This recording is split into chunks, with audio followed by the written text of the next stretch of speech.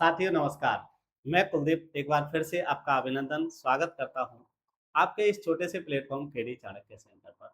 साथियों, जिस प्रकार से सुपर टेट का शोर ये और आहट तेज हो रही हैं, उसी प्रकार से जो जूनियर वाले बच्चे हैं, जो बीएड वाले बच्चे हैं, वो इस बात को लेके परेशान थे कि भई जूनियर भर्ती आएगी भी या नहीं आई। तो हमने आज क्लास में बताया है, ये और चैनलों के माध्यम से आप जान भी रहे हैं, देख भी रहे हैं कि जूनियर भर्ती का अध्याचन माँग लिया गया है, सीटों के बारे में जानकारी ले ली गई है, तो इसका मतलब है जूनियर भर्ती भी ज़रूर आने वाली है।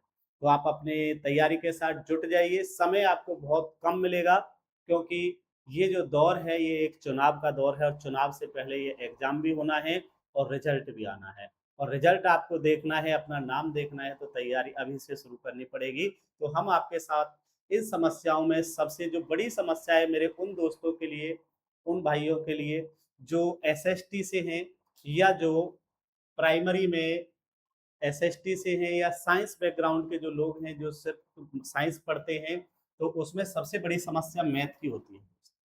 ठीक है, और मैथ्स का एक बहुत प्यारा सा टॉपिक है जिसका नाम है प्राइम और कंपोजिट नंबर्स। उसको लेकर आपको किस प्रकार से इस सवाल देखने को मिलेंगे, उन सभी की बात हम आज करने वाले हैं। तो आज हम पढ़ने वाले प्राइम नंबर मतलब अभाज्य संख्याएं क्या होती हैं। ठीक है साथियों, तो आप सभी जानते हैं और मैं ये भी जानता हूं कि आप सभी शिक्षक भी हैं। प्राइमरी वाले हो सकते हैं शिक्षक ना हो, लेकिन तैयारी तो सभी ऑलमोस्ट कर रहे हैं और ये भी जानते हैं कि अभाज्य संख्याएं क्या होती हैं। तो अभाज्य संख्याएं दोस्तों वही होती है जो एक और अपने आप से डिवाइड होती है, अभाज्य संख्याएं कहलाती हैं।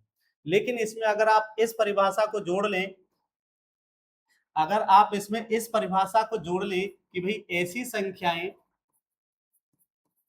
ऐसी संख्याएं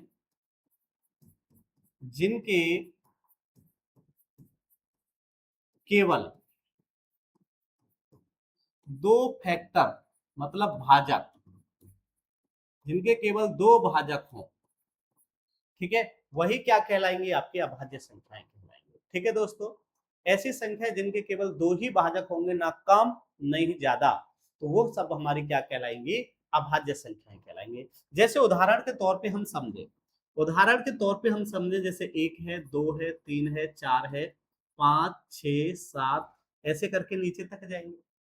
तो अब आप एक चीज देखिए, यहां से चेक करिए, जो एक है इसके कितने भाजक हैं।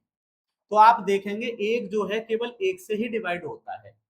ठीक है, आप देखेंगे दो के कितने भाजक हैं, दो जो है एक और दो दोनों से डिवाइड होता है।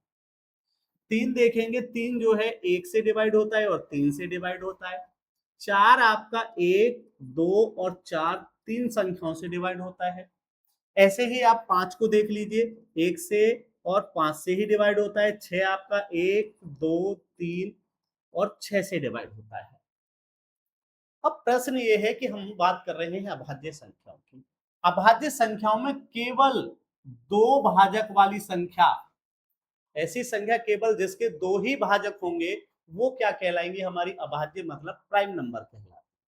ठीक है, तो अब आप यहां से देख पा रहे होंगे अच्छे से कि भाई एक जो है, एक का केवल एक ही भाजक है, एक ही गुणनखंड है, इसीलिए ये इसकी अभाज्य संख्या नहीं है। तो एक आपकी अभाज्य संख्या नहीं है। ठीक है, दूसरी है कि भाई दो कैसी है, तो दो के कितने, एक और एक दो गुणनखंड है। तो इसका मतलब ये हुआ आपकी सबसे पहली अभाज्य संख्या कौन सी है, दो। सबसे पहली और सबसे छोटी अभाज्य संख्या कौन सी है दोस्तों, तो दो है। तो आपकी सबसे पहली दो है, अगली कौन सी हो जाएगी, तीन। चार है क्या, चार में तीन है और हमें चाहिए कितने, दो। ना तो आपको कम चाहिए ना ज्यादा चाहिए, दो ही भाजक चाहिए, तो इसका मतलब चार भी अभाज्य नहीं है। पांच हो जाएगी, छह भी नहीं होगी, सात हो जाएगी। ऐसे करके आपकी अभाज्य संख्याएं होती हैं। तो हम देखेंगे, दो हो गई, अगली तीन, अगली पांच, फिर सात, 11, 13, ऐसे ही डॉट डॉट डॉट इंफिनिटी तक जाएगा। ठीक है, तो अब आपसे प्रश्न बनता है दोस्तों कि सबसे छोटी अभाज्य कौन सी है, तो हम कहेंगे सबसे छोटी अभाज्य है दो। सबसे छोटी अभाज्य कौन सी है, सबसे छोटी अभाज्य संख्या कौन सी है, दो। पहला प्रश्न। आप इसे ऐसा भी कह सकते हैं, एकमात्र एकमात्र समअभाज्य कौन सी है, एकमात्र समाभाज्य भी आपकी कौन सी है दोस्तों, वो भी क्या है, 2। तो आपके 2 प्रश्न बने। सबसे छोटी अभाज्य 2 है, एकमात्र समाभाज्य 2 है। ठीक है, एक प्रश्न और बन जाता है, सबसे छोटी विषम अभाज्य। ठीक है, सबसे छोटी विषम अभाज्य कौन सी है, तो वो हो जाएगी आपकी 3। ठीक है, यहां तक की बात क्लियर है।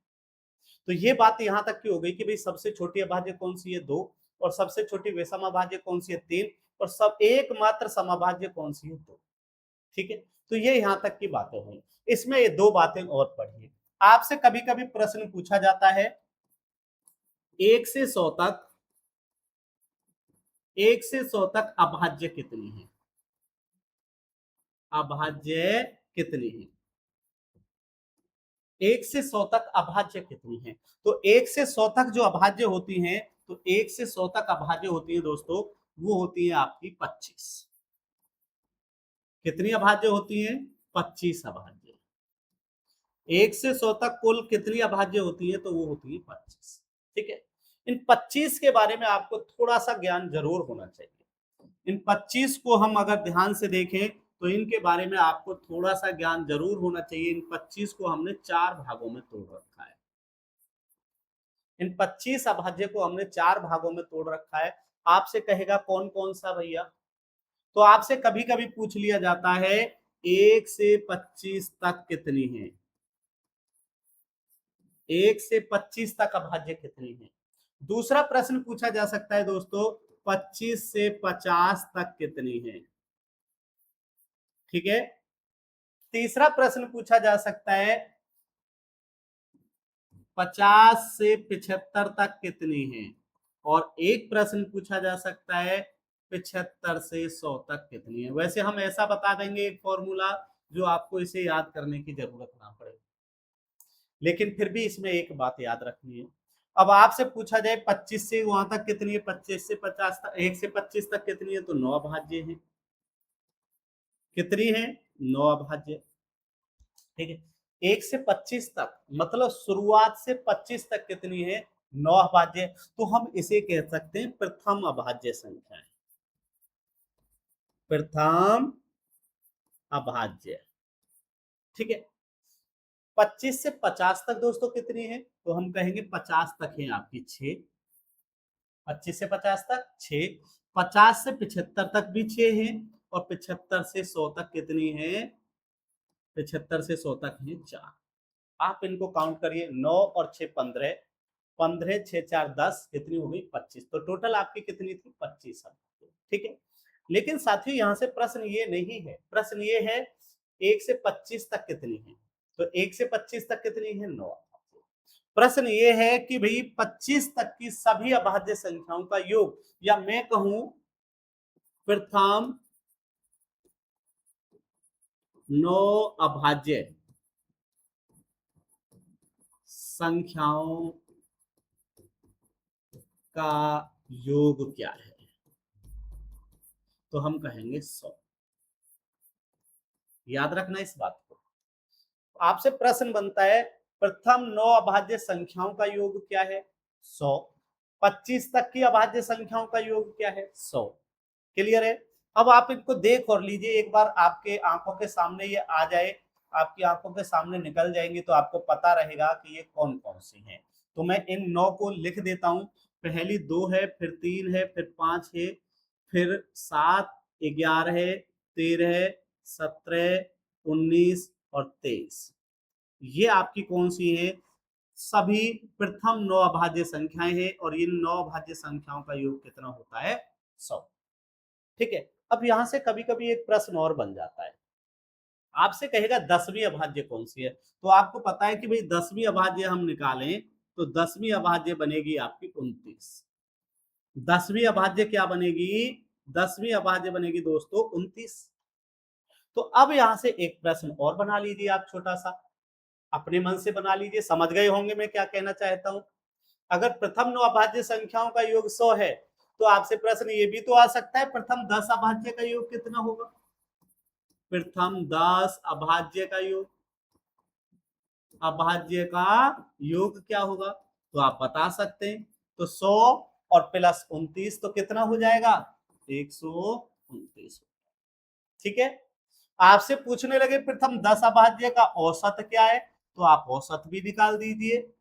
तो औसत 129 बटे 10 कितना हो जाएगा, 12.9।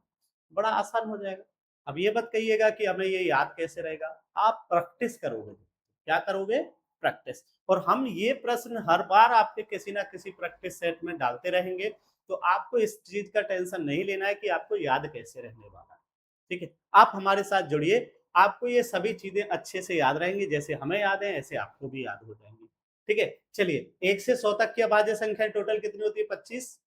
और इन 25 को 1 से 25 तक होती है 9, और 9 अभाज्य संख्याओं का योग कितना होता है, 100। और अगर 10 अभाज्य संख्याओं का योग पूछेंगे तो 10वीं अभाज्य कौन सी है, 29, तो कितना होता है, 129। ठीक है।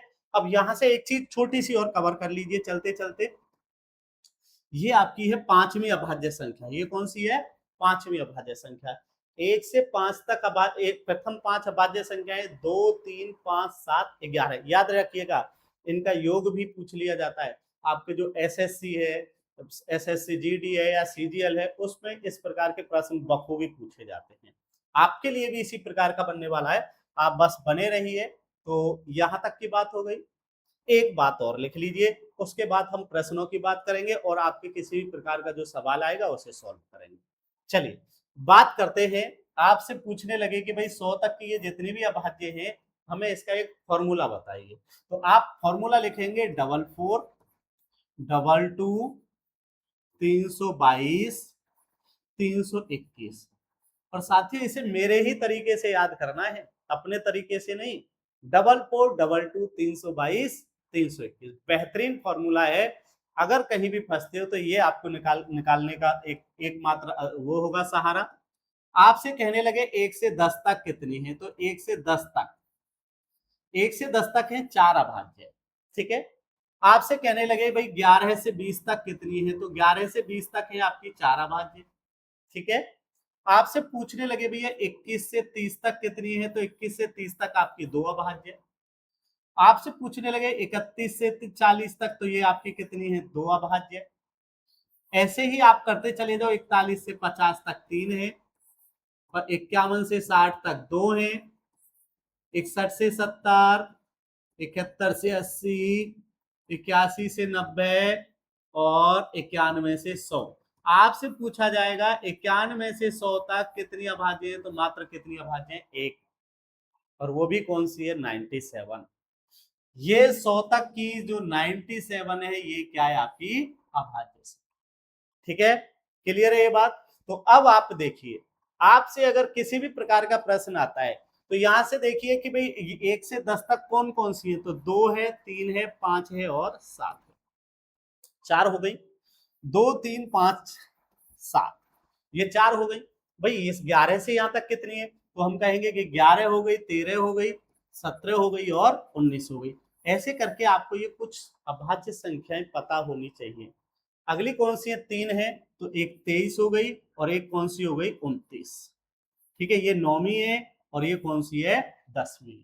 ठीक है। तो इस प्रकार से प्रथम पूछा जाए, प्रथम 10 तक की अभाज्य संख्या कितनी है, 4 है। ये तो आपका टेट में, सी टेट में बहुत बार पूछा गया है कि 1 से 10 तक कितनी अभाज्य संख्याएं हैं, तो कितनी है, 4। 11 से 20 तक कितनी है, 4 है। ऐसे ही करके काउंट करते चले जाओ। अब हम प्रश्नों की बात कर लेते हैं। टॉपिक का नाम प्राइम एंड कंपोजिट नंबर है। चलिए बात करते हैं। संख्या 1560 का अभाज्य गुणनखंड होगा। तो अभाज्य गुणनखंड निकालने के लिए आप पढ़ा रहे हैं, 10वीं में आया हुआ है, ये देख सकते हैं, बोर्ड 2026 का प्रश्न है। तो इसका मतलब है कि ये अच्छा सवाल हो सकता है। इसमें आपको बताना है कि भाई 1560 का अभाज्य गुणनखंड, तो 1560 लिखेंगे। सबसे छोटा अभाज्य दोस्तों क्या है, 2। तो 2 से भाग करेंगे, 2 सत्ते 14, 2 अट्ठे 16 और 0। फिर 2 से भाग कर चला जाएगा, 2 तिया 6, 2 नाम 18 0। फिर 2 से चला जाएगा, 2 एकम 2, 2 नाम 18, 2 पंजे 10। 3 से भाग लगाइए, 3 छिंग 18, 3 ही पंजे 15। 5 से भाग लगाइए, 5 से 13 बार और 13 से भाग लगाएंगे एक बार। ठीक है। अब ये कह रहा है कि ये भाई अभाज्य गुणनखंड कितने, तो तीन, दो के कितने, तीन, तो दो के यहाँ एक है, दो का यहाँ दो है और दो के यहाँ तीन है, तो इसका मतलब है ये दो तो ऑप्शन खत्म हो गए, इन दोनों में डाउट है।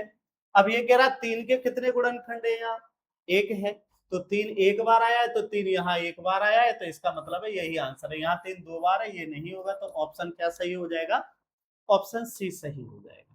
ठीक है, चलिए नेक्स्ट प्रश्न की बात करते हैं दोस्तों। 1 से 11 तक कितनी अभाज्य संख्याएं हैं, तो हमने अभी अभी बताया।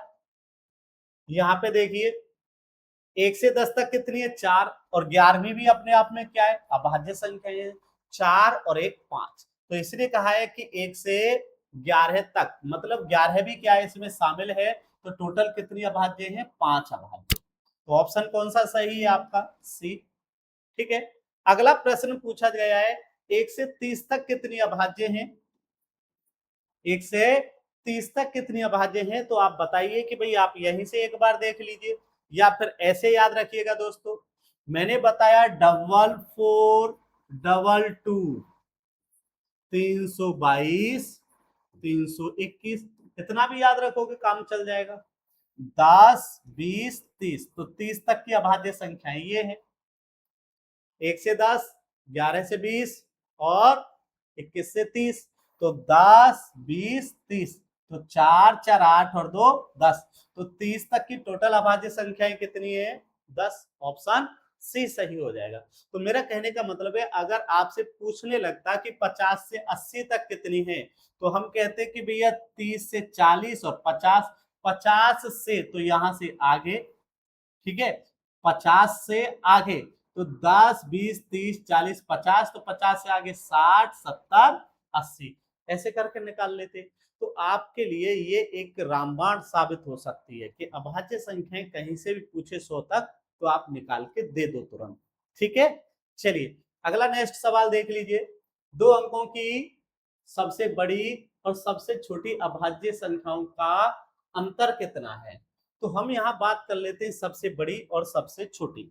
इस प्रश्न को करने से पहले मैं आपको कुछ बातें बता देता हूं, लिख लीजिए, बड़े काम की चीजें हैं। ये कह रहा है सबसे बड़ी अभाज्य और सबसे छोटी अभाज्य, तो सबसे छोटी अभाज्य एक तरफ लिखेंगे और बड़ी अभाज्य एक तरफ लिखेंगे, सबसे बड़ी अभाज्य। ठीक है दोस्तों, चलिए बात कर लेते हैं इस पे। तो ये कह रहा है कि अगर हम एक अंक की कहें, कितने अंक की, एक अंक की, तो एक अंक की सबसे छोटी आपकी कौन सी है दोस्तों, 2, और एक अंक की सबसे बड़ी कौन सी है, 7। ठीक है, ऐसे ही आगे चलिए, आपसे पूछा है 2 अंक, तो दोस्तों 2 अंक की सबसे छोटी कौन सी है, 11। ठीक है, 2 अंक की सबसे छोटी अभाज्य कौन सी है, 11 है, और 2 अंक की सबसे बड़ी कौन सी है, 97। ठीक है, आपसे पूछा जाए 3 अंक की, क्या जी, 3 अंक, आपसे पूछा जाए 3 अंक की सबसे छोटी 101, 100 के बाद अगली कौन से, 101, तो ये 3 अंक की सबसे छोटी अभाज्य है। आपसे पूछा जाए 3 अंक की सबसे बड़ी, तो 997, कौन सी हो जाएगी, 997। आपसे पूछा जाए 4 अंक की सबसे छोटी, तो हम कहेंगे 4 अंक की सबसे छोटी है 10,009, कौन सी है, 10,009। और भाई आपसे पूछा जाए कि भाई 4 अंक की सबसे बड़ी कौन सी है, 9973। ठीक है, ऐसे याद रखो, देखो 7 के आगे 9 लगाया और 9 के आगे फिर 9 लगा दिया, अब 4 अंक की पूछा जाता है, 97 के आगे 3 जोड़ दो। ठीक है, यहाँ पे देखो 11 में 1 0 जोड़ दिया, अब यहाँ 10,009 याद रखना है। आपसे पूछा जाए 5 अंक की, 5 अंक की सबसे छोटी, तो हम कहेंगे 10,007। और आपके लिए ये होमवर्क है, वैसे मैं लिख देता हूं, 5 अंक की सबसे बड़ी है 99991। तो आपसे यहां से एक प्रबल संभावना बनती है सवाल बनने की। 2 अंक की सबसे बड़ी, 2 अंक की सबसे छोटी, 3 अंक की सबसे बड़ी, 3 अंक की सबसे छोटी, इस प्रकार से जो अभाज्य संख्याएं वो आपसे पूछी जाती है। ठीक है, तो यहां से सबसे ज्यादा तो दिल्ली पुलिस सवाल पूछती थी, लेकिन हो सकता है आप भी वहीं से कहीं ना कहीं इसी चैप्टर का एक स्पेशल चैप्टर दिया है, तो यहाँ से सवाल बनने की पूरी पूरी संभावना दोस्तों मुझे लग रही है। तो आप इसे जरूर नोट करें, ठीक है। चलिए, तो यहां से पूछा है 2 अंक की सबसे बड़ी, तो 2 अंक की सबसे बड़ी अभाज्य होती है कौन सी दोस्तों? 2 अंक की सबसे बड़ी अभाज्य होती है 97, और सबसे छोटी अभाज्य संख्या होती है 11। इसे अगर आप घटा देंगे तो यहाँ से 6 बचेगा और यहाँ से 8 बचेगा, तो जवाब क्या हो जाएगा? 86। तो ऑप्शन कौन सा सही हो जाएगा आपका? 2 अंक की सबसे बड़ी, 2 अंक की सबसे छोटी अभाज्य संख्याओं का अंतर पूछा है कितना है, तो घटा के कितना आ जाएगा? 86। ठीक है, चलिए नेक्स्ट प्रश्न की बात कर लेते हैं। प्रत्येक अभाज्य संख्या में गुणनखंड होते हैं। तो मैंने आपको सबसे पहली परिभाषा ही ये बताई है, ऐसी संख्याएं जिनके 2 ही गुणनखंड होते हैं, जिनके 2 ही फैक्टर होते हैं, वो क्या कहलाती है? अभाज्य। तो प्रत्येक अभाज्य संख्या के कितने गुणनखंड होते हैं? 2 गुणनखंड होते हैं। ठीक है, चलिए जी नेक्स्ट प्रश्न, सबसे छोटी अभाज्य संख्या कौन सी है? तो आप बता पाएंगे सबसे छोटी अभाज्य संख्या कौन सी आपकी? 2 है दोस्त। ठीक है, चलिए नेक्स्ट प्रश्न की बात कर लेते हैं। प्रथम 10 अभाज्य संख्याओं का योग कितना है? ठीक है, प्रश्न है प्रथम 10 अभाज्य संख्याओं का योग। तो हमने बताया है कि भाई प्रथम 9 अभाज्य संख्याओं का योग 100 था और 10वीं 9 थी, तो कितना है? 129 है।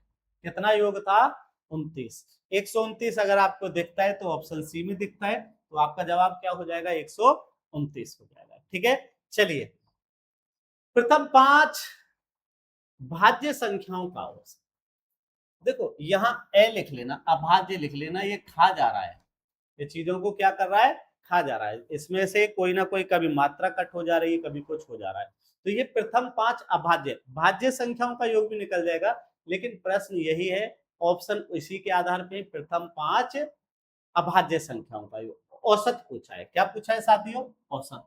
आपको पता है प्रथम 5 आपकी 2 हो गई, 3 हो गई, 5 हो गई, 7 हो गई और 11। टोटल योग कितना बनता है? 28। तो योग तो आपका बन गया 28। अब इस 28 के लिए औसत आपको पता है योग बटे क्या होता है? औसत होता है योग बटे कुल संख्या। योग बटे कुल संख्या, तो संख्या कितनी है? 5 और योग कितना है? 28, भाग लगा दो। 5 पंजे 25, 5 6 30। 5 पंजे 25, 5 6 30। तो इसमें ये नहीं है, तो इसका मतलब है ये 5 अभाज्य संख्याओं का नहीं है, 5 भाज्य संख्याओं का ही है।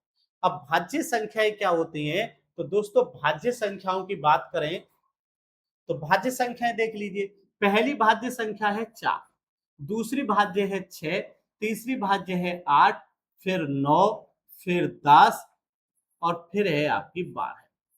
ठीक है, अब आप इनको जोड़ें तो 6 4 10, 10 8 18, 18 और 9 27 और 2 29। ठीक है, 2 और 2 4 हो जाएगा। अब इसे 5 से भाग लगा दो, ये बन जाएगा 49/5।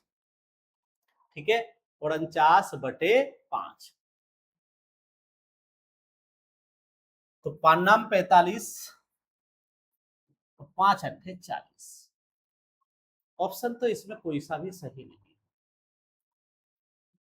पहली भाज्य 4 है, दूसरी भाज्य 6 है, तीसरी भाज्य 8 है, फिर 9 है, 10 और फिर 12 है। 10 8 18, 18 और 9 27, 27 और 2 29, 2 और 2 4। इन सभी का योग बन गया आपका 49। 49 को 5 से भाग दिया, तो 5 से भाग देने पर 9.8। ठीक है, अगर अभाज्य की बात करते हैं 2 3 5 7 11, 5 और 5 10, 10 और 18 28, 28/5, 5 पंजे इतना। तो इसे सही कर लीजिएगा, तो इसमें यही हो सकता है, इसे यहाँ से सही करके 5.6 कर, कितना कर दीजिए? 5.6। कोई सा भी ऑप्शन नहीं है, तो इसका मतलब है ये अभाज्य संख्याओं का होगा, तो ये मिस्टेक है इसमें ऑप्शन की। ठीक है, चलिए नेक्स्ट प्रश्न देखिए। पांचवी अभाज्य संख्या और 100 से अगली अभाज्य संख्या का गुणनफल क्या होगा? तो मैंने आपको बताया कि भाई पांचवी अभाज्य पहली 2 है, दूसरी 3 है, तीसरी 5 है, चौथी आपकी 7 है और पांचवी आपकी 11 है। ये आपकी पांचवी है। कौन सी है? पांचवी। और 100 से अगली अभाज्य संख्या आपकी क्या है 101। ठीक है, इन दोनों की गुणा करोगे तो आपकी गुणा बन जाएगी 11 कम 11 और 11 कम 11 तो 1111। ठीक है, तो आप सीधे सीधे पांचवी अभाज्य संख्या 11 है, 100 से अगली अभाज्य संख्या 101, गुणा लगाएंगे तो क्या बन जाएगा दोस्तों 11 से। चलिए नेक्स्ट प्रश्न की बात कर लेते हैं। 3 अंकों की सबसे बड़ी अभाज्य, 4 अंकों की सबसे बड़ी अभाज्य का योग क्या है। 4 अंकों की सबसे बड़ी अभाज्य आपको पता है 9973 है और 3 अंकों की सबसे बड़ी अभाज्य 997 है। ठीक है, इन दोनों को जोड़ दोगे तो जोड़ यहां से 10 बनेगा, 9 7 16 और 1 17, पीछे 70 किसी में दिखाई देता है तो ऑप्शन क्या हो जाएगा आपका डी ऑप्शन। ठीक है, 9 9 18 और 1 19, 9 और 1 10, सीधे सीधे ये बन जाएगा तो 10,970। ठीक है, चलिए नेक्स्ट प्रश्न देख लीजिए दोस्तों। 20 से 30 के बीच अभाज्य संख्याओं के वर्गों का योग क्या है। ठीक है, 20 से 30, तो आपको पता है 20 और 30 के बीच 20 से 30 तक कितनी अभाज्य संख्याएं हैं, है ना। तो मैंने आपको बताया 4442, तो ये 10 से 20 और 20 से 30 के बीच कितनी है, केवल 2 ही अभाज्य संख्याएं हैं। आप 21 से 30 तक की बताओगे तो 2 ही अभाज्य संख्याएं हैं, पहली है 23 और दूसरी है 29। ठीक है, इन दोनों का योग की बात कर रहा है। अगर मैं इसका वर्ग करूं तो 3 का वर्ग 9 होता है, इकाई के अंक से ही कर रहे हैं, और इसका वर्ग होता है 81। ठीक है ना। या हम कहें इनका वर्ग क्या होता है, इसका वर्ग होता है 529, 529, इसका वर्ग होता है 841। तो इन दोनों को जोड़ो, पीछे वाले 9 और 1 10, 6 और 1 7, तो 1300 कितना हो जाएगा 70। 1300 कितना हो जाएगा, इसका वर्ग जो होता है 841 होता है, इसका वर्ग जो होता है 529 होता है। तो आप इनको जोड़िए तो जोड़कर कितना आ जाएगा 1370 आने वाला। ठीक है, तो हम इकाई के अंक से भी काम चला लेंगे, काम चल जाता है 9 और 1 10, 4 और 2 6 और 1 7, तो यहीं से काम चल जाएगा 1370। ठीक है, चलिए जी नेक्स्ट प्रश्न की बात कर लेते हैं। प्रथम 10 अभाज्य संख्याओं का औसत क्या है, ये हम बता चुके हैं पहले। आप इसका आंसर बता के कमेंट बॉक्स में लिख दीजिएगा।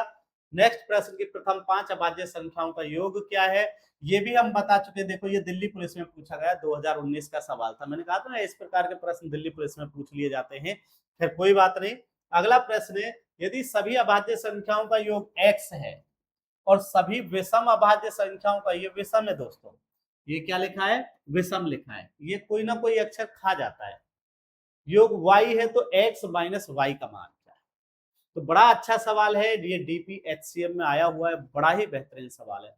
आपसे कहा है सभी अभाज्य संख्याओं का योग x, तो x का मतलब है इसमें सम भी है प्लस विषम अभाज्य भी है।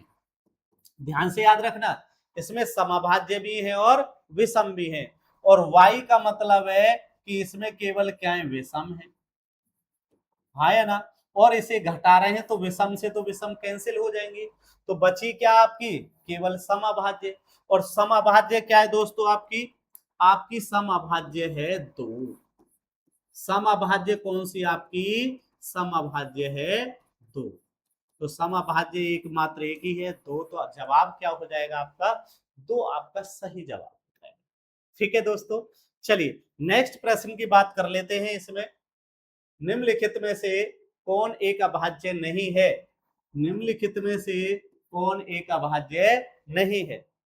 आपको पता है अभाज्य संख्याएं ऐसी होती हैं जो एक से करती हैं और अपने आप से करती हैं, मतलब जिसके 2 ही गुणनखंड होते हैं वो क्या कहलाती है अभाज्य। आपको पता है 31 अपने आप में 1 और 31 से ही डिवाइड होती है, 61 भी 1 और 61 से ही डिवाइड होती है, 71 भी 1 और 71 से ही डिवाइड होती है। लेकिन जो 91 है, आप याद करो 91 से 100 तक कितनी अभाज्य थी, केवल एक थी, और वो एक अभाज्य थी आपकी 97, तो इसका मतलब है ये तो अभाज्य नहीं रहेगी फिर। तो ये किस किस से डिवाइड होती होगी, तो ये 1 से होती है, 7 से होती है, ठीक है, 13 7 91 ही होता है कि नहीं, तो 13 से भी होती है, और ये 91 से होती है। ठीक है, इसका मतलब है इसके 2 से अधिक गुणनखंड हैं। तो ये हमारी अभाज्य संख्या नहीं है, तो ऑप्शन क्या हो जाएगा, डी। अब हो सकता है इससे बड़े प्रश्न आए, तो उसे कैसे चेकआउट करें? तो उसे चेकआउट करने का दोस्तों तरीका क्या है, तो आप क्या करोगे इसमें, जैसे ये 36 है, तो इस 36 को एक वर्ग के आसपास मान लीजिए। जैसे सॉरी 31 है, क्या ये 31 है, इस 31 को एक ऐसी संख्या का वर्ग लीजिए जो इसके आसपास हो, तो इसके आसपास बनती है 36, और 36 किसका वर्ग है, 6 का वर्ग है। ठीक है, तो 6 तक की जितनी भी अभाज्य संख्याएं हैं, 6 तक की जितनी भी अभाज्य संख्याएं, जैसे 2 है, 3 है, 5 है, उन सभी संख्याओं से इसे डिवाइड करके, इनसे अगर ये डिवाइड होगी तो अभाज्य नहीं है, डिवाइड होगी तो अभाज्य नहीं है, और डिवाइड नहीं होगी तो ये अभाज्य है। तो ना तो ये 2 से डिवाइड है, ना 3 से, ना ही 5 से। जैसे ये 61 लिखा हुआ है, तो ये किसके आसपास की है, 64 के आसपास है। किसका वर्ग है, 8 का वर्ग है। तो 8 तक की कौन कौन सी अभाज्य हैं वो देख लो। तो 8 तक की 2 है, 3 है, 5 है और 7 है। इनमें से अगर ये किसी से भी डिवाइड होती है तो ये अभाज्य नहीं है। हम 2 से करेंगे नहीं डिवाइड होती है, 3 से करेंगे नहीं डिवाइड होती है, 5 से करेंगे नहीं डिवाइड होती है, 7 से भी डिवाइड नहीं होती है, इसलिए ये भी कैसी है, हमारी अभाज्य है। ऐसे ही आप इसे देखो 71, तो 71 भी लगभग 64 के आसपास का ही है, तो 71 भी 7 से डिवाइड नहीं होता है। ये क्या है साथियों, ये जो 91 है ये 100 के आसपास का है, और 100 किसका वर्ग है, 10 का। ठीक है, तो 10 तक की कौन सी है, 2, 3, 5, 7, ये 10 तक की ही है। तो इन्हीं में से किसी से एक से डिवाइड, देखो ये जो 91 है, ना 2 से डिवाइड है, ना 3 से डिवाइड है, ना 5 से, तो डिवाइड किससे, ये 7 से। 13 सत्ते 91। ठीक है, तो आप चेक करेंगे कि भी जो ये 91 7 से डिवाइड हो गया, इसलिए ये एक से अन्य संख्या से डिवाइड हो गया, तो ये क्या नहीं है, हमारी अभाज्य नहीं है। तो यही पूछा है कौन सी अभाज्य नहीं है, तो ये आपका क्या है, ऑप्शन डी सही है। ठीक है, तो आप पता कर सकते हैं कि अभाज्य कैसे देखी जाती है। ठीक है दोस्तों, तो ये थी आज की हमारी श्रृंखला। ठीक है, और इसी प्रकार से आपको हर प्रकार के प्रश्न आपको देखने को मिलेंगे। तो ये थे हमारे, क्या थे आपके प्राइम नंबर्स, अभाज्य संख्याएं। आपसे पूछा जाए कंपोजिट नंबर क्या होते हैं, जिसके 2 से अधिक गुणनखंड होंगे वो सभी कंपोजिट नंबर होंगे, और कंपोजिट नंबर में सबसे छोटी संख्या जो होती है वो 4 होती है दोस्तों। तो इसी के साथ हम आज अपनी क्लास को विराम देते हैं, फिर नए किसी टॉपिक के साथ आपके साथ फिर से बातें करेंगे। तब तक के लिए जय हिंद, नमस्कार। और कल के लिए सभी मेरे भाइयों को, दोस्तों को और मित्रों को आने वाले 80वें स्वतंत्रता दिवस की बहुत बहुत शुभकामनाएं। नमस्कार दोस्तों, जय हिंद।